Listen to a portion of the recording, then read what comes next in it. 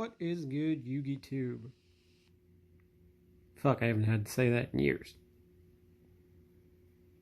Well, I'm gonna do something for you motherfuckers.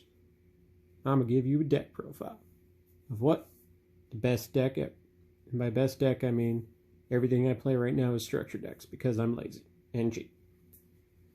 But fuck that. So let's get into it. Deck in question. Les Salets. 2, 1, 2, 1, 2. 3 of this bitch, 1 of this guy, 3 of them. That's pretty what I would assume to be standard. You kind of can mix or match at points, but the only real card of debate would be these two. And it's kind of up to, you know, what everyone around you is playing. Alright, hand traps. You have to play 3 of this. Don't be fucking bad. This and this. This is the area where you have the most flex spots because your typical solid build will have something like almost 12 hand traps.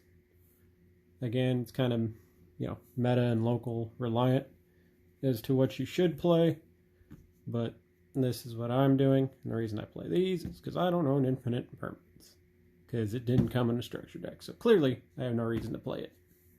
Time for the spells you have to play. This, only 1, sucks to draw it every time. This, because that 1 for a reason. You could theoretically play 3 of these depending on your build. I've seen some funky combo ones that abuse this, but 2 is typically fine. Play a deck, you need 3 of this. Don't fucking ask why, just do it. It's reinforcement of the army. Now on to flex spot spells. Hand traps kind of hurt you. I don't play 3 because I'm bad at math. It's up in the air, really. You could, or you could just play other cards. It's up to you. Play a Third Desires. You could play Droplets, Tactical, whatever. You know, good, expensive cards. AKA stuff that's not in structure decks. So I have no reason to play it. Yes, decks actually still play traps that aren't Ultra guys. This one has, you know, ones that you can dump, recur, and do shit with.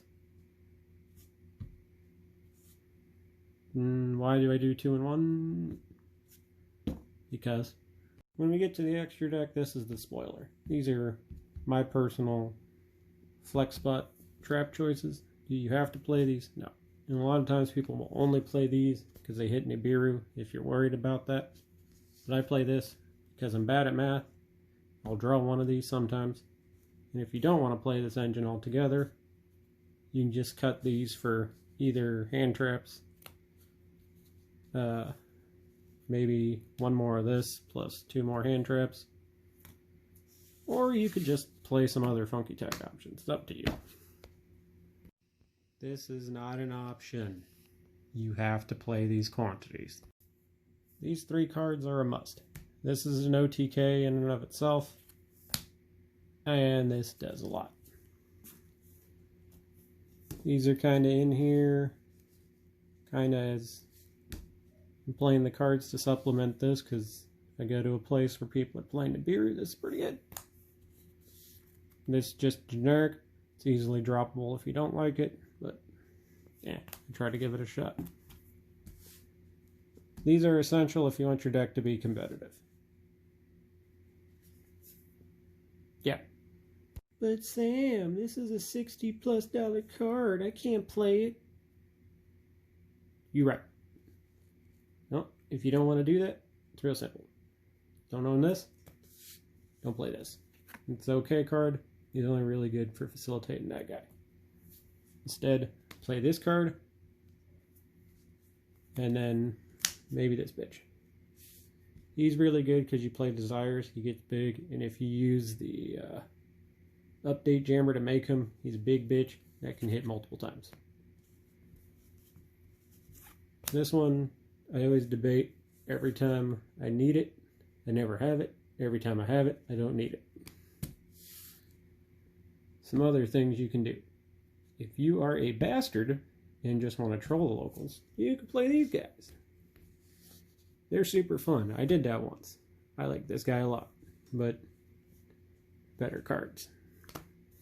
And if you don't play Rafflesia, play Terry here. He rules. Big thumbs up for me.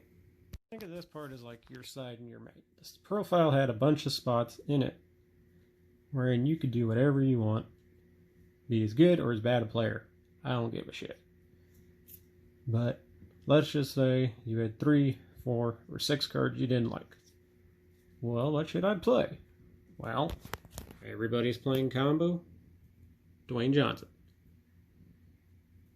People are playing annoying spells and traps. This is a pretty good fucking card.